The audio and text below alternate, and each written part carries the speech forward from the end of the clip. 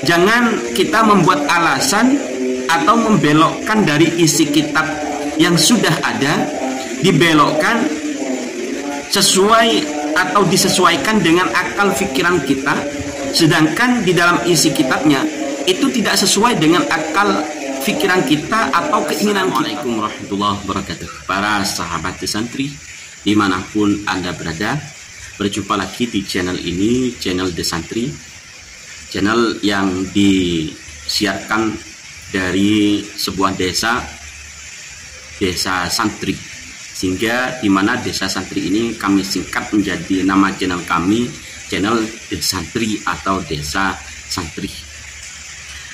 Pada video kali ini kami hanya menjawab atas pertanyaan dari salah satu subscriber kami, yakni, Bang, kenapa sekarang Desantri tidak garang lagi, tidak seperti video-video yang sebelumnya, kayak seperti mau berantem? Kali ini saya jawab.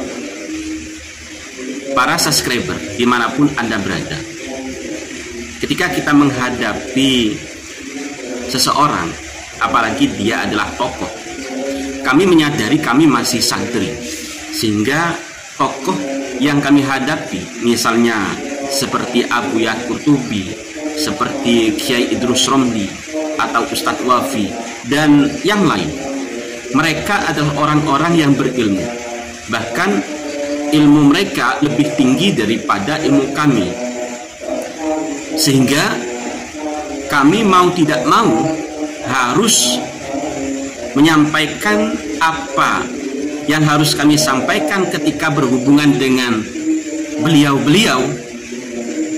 Kami menyampaikan dengan cara santri ketika menghadapi kiai, walaupun posisi kami ya sebagai yang pro dengan Kiai Imad dan mereka adalah yang pro kepada Pak Alwi, tapi tetap kami harus menghormati karena mereka adalah para tokoh yang berilmu tinggi. Jadi yang kami hormati bukan hanya kemanusiaannya, namun karena ilmunya yang lebih tinggi daripada kami. Makanya dalam ranah ini, dalam kasus putusnya nasab Mbak Alwi kepada Rasulullah ini, kita harus jujur.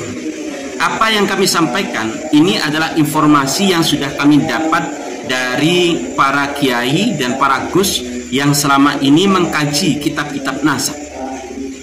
Sedangkan kami ketika mengkalter yang pro kepada para habaib, terus terang kami juga kadang ada sungkannya, ada khawatir kami sebagai santri tidak berakhlakul karimah, tidak sopan kepada para kiai atau tokoh yang pro kepada Kiai Imad.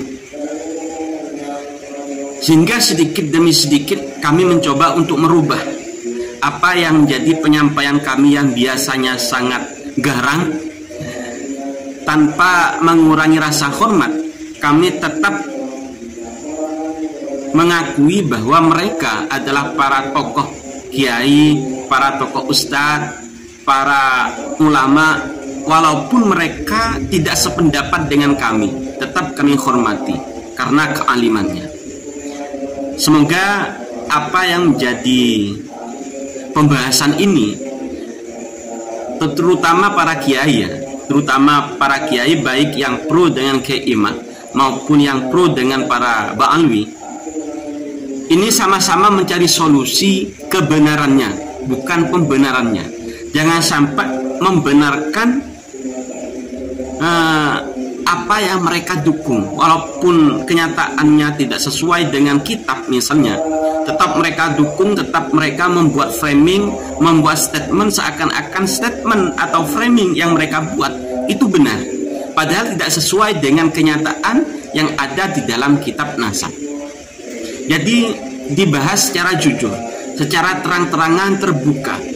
Jangan jangan demi membela sesuatu golongan kita membuat statement di mana statement tersebut tidak jujur atau statement yang dibuat-buat.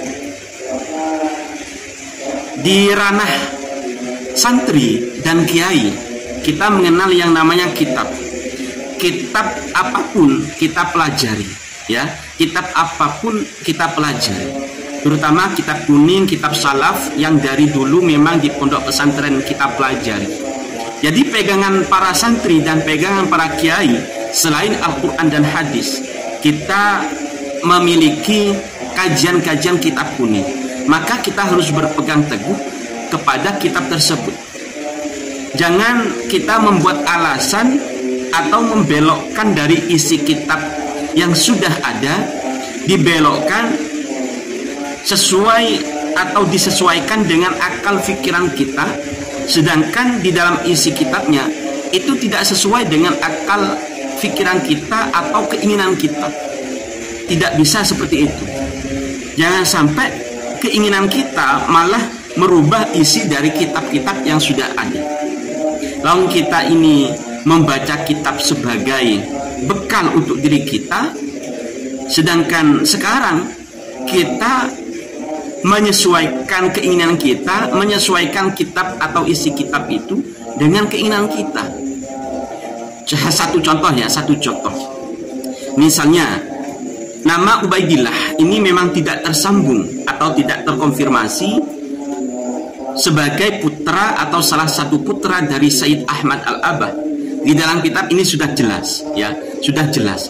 Lalu karena mendukung satu golongan, sehingga apa yang ada di dalam isi kitab nasab tersebut ini di framing seakan-akan isi kitabnya bukan seperti itu, atau seakan-akan kitab tersebut dikarang oleh orang Yahudi atau dikarang oleh orang-orang Wahabi dan lain sebagainya.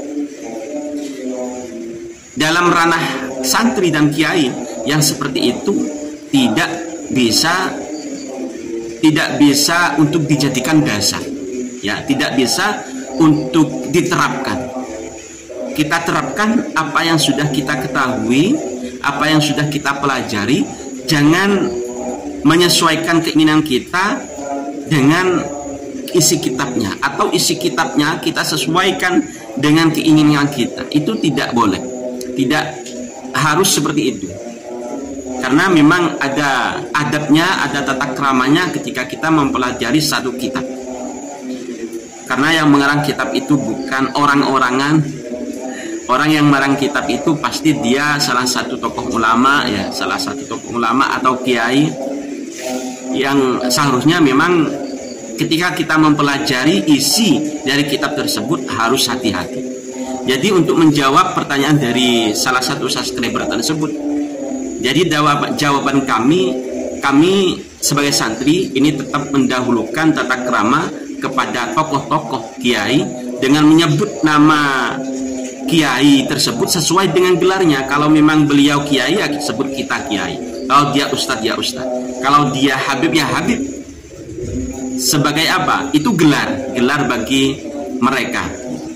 Jadi sebagai menjaga tata krama saja, bukan karena takut atau bagaimana, bukan. Sebagai tata krama santri kepada orang yang memiliki ilmu yang lebih tinggi atau orang yang tidak memiliki ilmu sekalipun, tetap kita harus bertata krama. Mohon maaf apabila jawaban dari kami tidak memuaskan. Dari kami, Allahumma fiqh lakum min thariq. Wassalamualaikum warahmatullahi wabarakatuh.